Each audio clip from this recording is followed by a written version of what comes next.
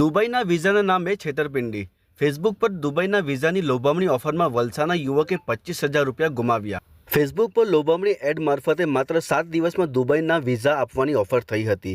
જે સાઇટ પર ભોગ બનનાર સાજિદે મેસેજ મારફતે સંપર્ક કરતા મુંબઈમાં ભેજાબાદ 1 લાખ રૂપિયાની દુબઈની જોબ સાથે વિઝા અને એર ટિકિટની ઓફર આપી હતી। સાજિદે ગત 25મી ફેબ્રુઆરીના રોજ 25,000 રૂપિયા ગૂગલ પે મારફતે મુંબઈના ભેજાબાદ પાર્ટીને ઓનલાઈન ટ્રાન્સફર કર્યા હતા। બાદમાં 2 દિવસ બાદ સામેવાળી પાર્ટીનો નંબર બંધ આવતા સાજિદ પઠાણ સાથે છેતરપિંડી થયાનું અનુમાન થતાં તેણે 3 એપ્રિલે સાયબર હેલ્પલાઇન નંબર 1930 પર ફરિયાદ નોંધાવી અને 27મી એપ્રિલે વલસાડ પોલીસ મથકે ફેસબુક અને વોટ્સએપ ચેટના પુરાવા સાથે પણ ફરિયાદ નોંધાવી હતી। આમ ઓનલાઈન એડના મારફતે લોભામણી લાલચમાં વલસાડના યુવાનને 25,000નો ચૂનો લાગ્યો। તો તમે પણ આવી લોભામણી જાહેરાતમાં ન ફસાય એવી અપીલ।